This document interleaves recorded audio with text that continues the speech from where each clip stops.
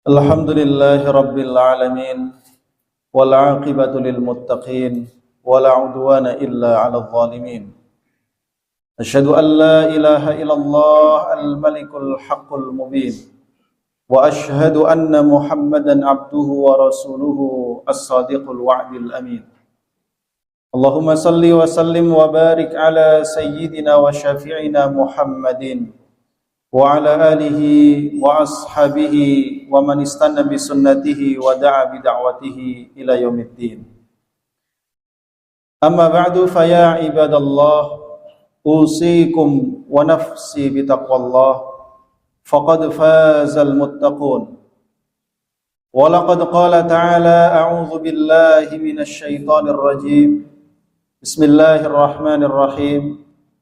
يا أيها الذين آمنوا اتقوا الله حق تقاته ولا تموتن إلا وأنتم مسلمون. وقال أيضا يا أيها الذين آمنوا اتقوا الله وقولوا قولا سديدا يصلح لكم أعمالكم ويغفر لكم ذنوبكم ومن يطع الله ورسوله فقد فاز فوزا عظيما. صدق الله العظيم. Ma'asyiral muslimin, jamaah salat Jumat yang dimuliakan oleh Allah Subhanahu wa taala. Marilah kita jadikan momen ibadah Jumat yang singkat ini benar-benar sebagai wujud penghambaan diri kita secara ikhlas hanya kepada Allah Subhanahu wa taala. Untuk sejenak kita tinggalkan seluruh urusan duniawi kita. Kita datang ke masjid ini menghadap kepada Allah semata-mata demi mengharapkan karunia-Nya baik di dunia maupun di akhirat. Mari untuk sementara waktu kita fokus beribadah kepada Allah Subhanahu wa taala. Tinggalkan seluruh urusan yang dapat mengganggu konsentrasi ibadah kita. Tinggalkan media sosial kita, tinggalkan urusan pekerjaan kita, tinggalkan handphone kita, agar kita benar-benar maksimal untuk membuktikan bahwa kita termasuk di antara orang-orang yang bersegera memenuhi panggilan dan seruan Allah Subhanahu wa taala. Karena sebagaimana kita ingin Allah Subhanahu wa taala bersegera merespon setiap permintaan dan doa-doa kita, maka hendaknya kita pun membuktikan kepada Allah bahwa kita pun cepat tanggap merespon setiap panggilan Allah Subhanahu wa taala. Ma'asyiral muslimin jamaah rahimakumullah. Di dalam kehidupan ini tentunya kita mengharapkan kebaikan, kemaslahatan baik untuk duniawi kita, terkhusus tentu untuk kehidupan akhirat kita. Karena itu para ulama menasihatkan kepada kita agar jangan pernah dalam hidup ini kita meninggalkan 4 hal yang sangat penting. Yang pertama, jamaah mahsyarul muslimin jamaah rahimakumullah, para ulama mengatakan la tatruki syukra fatuhram az-ziyadah. Jangan pernah tinggalkan bersyukur kepada Allah atau engkau akan terhalang dari mendapatkan tambahan karunia Allah Subhanahu wa taala. Sebagaimana ungkapan dalam ayat yang sangat masyhur dan kita hafal, Allah Subhanahu wa taala berfirman, la in syakartum la azidannakum wa la in kafartum inna adzabi lasyadid. Sungguh kata Allah, apabila kalian bersyukur, maka aku pasti benar-benar akan memberikan tambahan karuniaku kepada kalian. Namun apabila kalian ingkar, yaitu berbuat selain bersyukur kepada Allah, lain kafartum inna adzabi lasyadid, sungguh azabku amat sangat pedih. Ma'asyiral muslimin jamaah rahimakumullah, bersyukur artinya kita mengakui bahwa seluruh karunia yang hari ini kita rasakan, baik nikmat yang zahir maupun batin, semuanya semata-mata adalah berasal dari karunia Allah, bukan semata-mata atas usaha dan kemampuan kita untuk meraihnya. Bersyukur artinya kita mengucapkan lafal alhamdulillah, lalu membuktikannya dalam seluruh tindak tanduk kita, yaitu dengan menggunakan seluruh nikmat dan karunia tersebut untuk benar-benar menunjukkan ketundukan kita, kepatuhan kita kepada Allah Subhanahu wa taala, baik dalam menjalankan perintahnya maupun dalam menjauhi larangan-larangan. Bersyukur juga berarti bersyukur kepada Allah atas semua nikmat dan karunia, baik yang sedikit apalagi yang banyak. Bersyukur artinya kita pandai berterima kasih kepada setiap orang yang Allah hantarkan dalam hidup kita, kemudian dia memberikan kepada kita manfaat dunia ataupun manfaat akhirat. Rasulullah SAW bersabda, "Man lam yashkuril qalil, lam yashkuril katsir." Barang siapa yang tidak bisa mensyukuri nikmat yang sedikit, maka tentu dia tidak akan pernah mampu mensyukuri nikmat yang banyak. Karena kalau yang sedikit tidak disyukuri, bagaimana mungkin Allah akan memberikan tambahan kepadanya. Begitu pula Rasul mengatakan, "Waman lam yashkurin nas, lam yashkurillah." Barang siapa yang tidak bisa berterima kasih, bersyukur kepada manusia yang telah memberikan manfaat kebaikan kepadanya, maka ia pun tidak dianggap sebagai orang yang bersyukur kepada Allah. Dalam hidup kita sebagai makhluk sosial, kita tidak pernah hidup sendirian dan membawa manfaat untuk diri kita sendiri. Ada sekian banyak orang yang Allah hantarkan dalam kehidupan kita, sehingga dia memberikan manfaat bagi kita untuk dunia kita ataupun akhirat kita. Terlebih adalah keluarga kita, orang tua kita, istri kita, anak-anak kita, guru-guru kita, teman-teman kita. Mereka adalah orang yang layak untuk kita syukuri, kita ucapkan terima kasih dan kita balas kebaikan mereka. Ma'asyiral muslimin, jamaah rahimakumullah. Kemudian hal yang kedua yang jangan sampai kita tinggalkan dalam kehidupan ini, para ulama mengatakan wala tatruk dzikrallahi fatuhram dzikrallahi lak. Jangan sekali-kali engkau meninggalkan zikrullah. Zikrullah artinya mengingat Allah dan menyebut Allah. Maka siapapun yang meninggalkan zikrullah, maka Allah pun tidak akan pernah mengingatnya. Allah pun akan mengabaikannya. Allah pun akan mengabaikan seluruh urusannya. Cukuplah bagi kita untuk mengetahui manfaat zikrullah, yaitu firman Allah Subhanahu wa taala, "Fadhkuruni adzkurkum."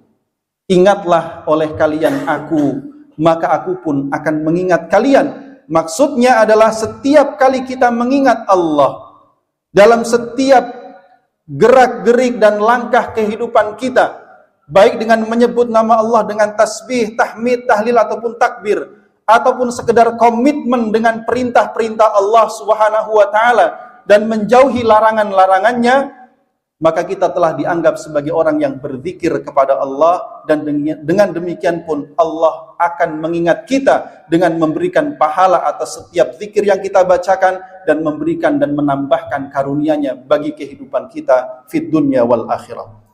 Ma'asyiral muslimin jamaah rahimakumullah. Allah juga mengingatkan kita agar jangan sampai kita meninggalkan zikrullah. Wala takunu kalladzina nasullah fa'ansahum anfusahum ulaika humul fasiqun. Janganlah kalian menjadi seperti orang-orang yang melupakan Allah. Mereka tidak komitmen dengan perintah-perintah Allah. Mereka melanggar larangan-larangan Allah. Kalau itu yang terjadi, fa'ansahum anfusahum, maka Allah pun melupakan mereka. Allah membiarkan mereka. Allah tidak mengurus urusan mereka. Allah tidak memberikan pertolongan kepada mereka. Apa yang terjadi? Ulaika humul fasiqun. Mereka itulah orang-orang yang fasik. Bahkan meninggalkan zikrullah adalah merupakan salah satu ciri orang-orang munafik. Dalam surah At-Taubah, Allah ketika menceritakan tentang orang munafik, di antara ciri-cirinya adalah al-munafiquna wal munafiqat ba'duhum min ba'd. Orang-orang munafik laki-laki ataupun perempuan, sebagian mereka sama saja menjadi penolong bagi sebagian yang lain. Ya'muruna bil munkari wa yanhauna 'anil ma'ruf. Mereka memerintahkan kepada yang mungkar dan mencegah kebaikan. Wa yaqbiduna aydiyahum. Mereka menahan tangan-tangan mereka dari perbuatan baik. Nasullah. Mereka melupakan Allah. Fanasiyahum. Maka Allah pun melupakan mereka. Allah biarkan mereka dalam kesesatannya. Allah biarkan mereka dalam dosa-dosanya. Innal munafiqina humul fasiqun. Orang munafik itu adalah orang yang fasik. Ma'asyiral muslimin jamaah rahimakumullah. Tentu dalam kehidupan ini kita membutuhkan perhatian Allah. Kita membutuhkan pertolongan Allah. Kita membutuhkan perlindungan dari Allah. Karena itu senantiasalah kita mengingat Allah, maka Allah pun mengingat kita dalam setiap saat. Karena tidaklah kita mendekat kepada Allah sedikit saja, melainkan Allah akan mendekat kepada kita dengan membawa karunia yang amat sangat banyak. Ma'asyiral muslimin jamaah rahimakumullah. Yang ketiga jamaah rahimakumullah, para ulama mengatakan wala tatrukid du'a fatuhram al-istijabah. Jangan pernah meninggalkan doa, atau Allah tidak akan pernah mengabulkan apa yang kalian butuhkan. Allah Subhanahu wa taala berfirman, wa qala rabbukum ud'uni astajib lakum. Berkatalah Tuhan kalian, berdoalah kalian kepadaku, maka aku akan mengabulkan keperluan kalian. Dalam sebuah hadis Rasulullah SAW bersabda, inna rabbakum hayyun karimun. Sungguh Tuhan kalian itu maha malu lagi maha dermawan. Yastahyi min abdihi an yarfa'a ilaihi yadaihi fayaruddahuma sifran. Allah amat malu kalau ada hambanya yang mengangkat kedua tangannya berdoa dan meminta kepadanya, lalu Allah kembalikan kedua tangan itu dalam keadaan kosong, tidak mendapatkan apa yang dikaruniakan. Namun yang perlu kita ketahui, Allah pasti akan mengabulkan sesuai apa yang Allah kehendaki, yang membawa manfaat bagi kita dunia dan akhirat, bukan seperti apa yang kita inginkan. Boleh jadi kita menginginkan sesuatu yang menurut kita baik, tapi Allah anggap itu kurang baik, maka Allah bisa menggantinya dengan sesuatu yang lain yang boleh jadi tidak disadari. Ma'asyiral muslimin jamaah rahimakumullah. Yang keempat, yang tidak boleh kita tinggalkan, wala tatrukil istighfara fatuhram an-najah. Jangan pernah meninggalkan istighfar, permohonan ampun dan taubat kita kepada Allah Subhanahu wa taala, atau kita akan terhalang dari keselamatan. Sungguh Rasulullah sallallahu alaihi wasallam manusia yang paling dicintai oleh Allah Subhanahu wa taala, manusia pertama yang kelak akan masuk ke dalam surga Allah Subhanahu wa taala, satu-satunya manusia yang kelak akan memberikan syafaat kepada umatnya.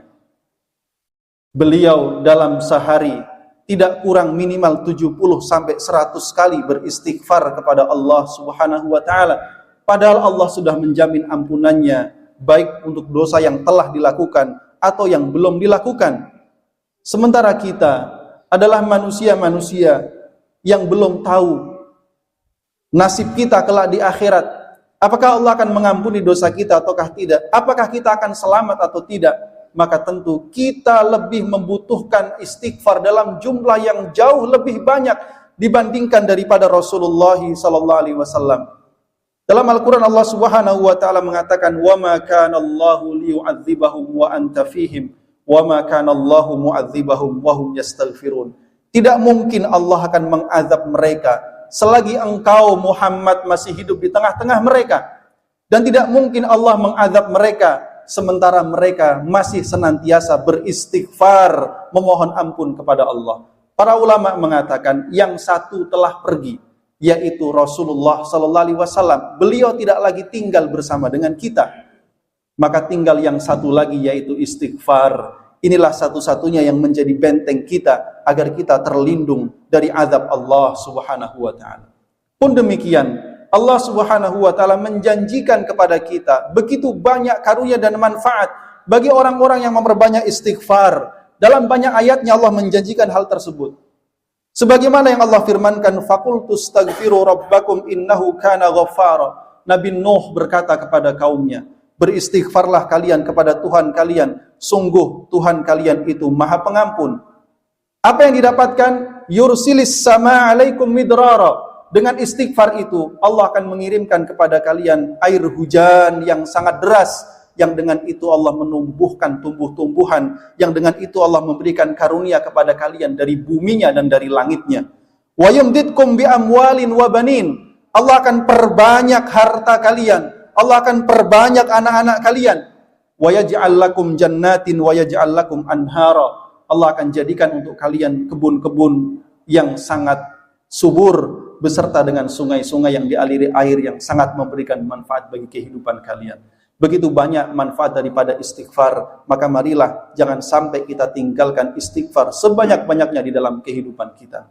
Ma'asyiral muslimin jamaah rahimakumullah. Inilah 4 hal yang setidaknya jangan pernah kita tinggalkan sebagai wirid harian kita Yang pertama, senantiasalah bersyukur kepada Allah. Yang kedua, senantiasalah berzikir kepada Allah. Yang ketiga, selalulah berdoa kepada Allah. Dan yang keempat, senantiasa beristighfar kepada Allah Subhanahu wa taala. Mudah-mudahan Allah memberikan kepada kita karunia dan pertolongannya baik di dunia maupun di akhirat. Amin ya rabbal alamin.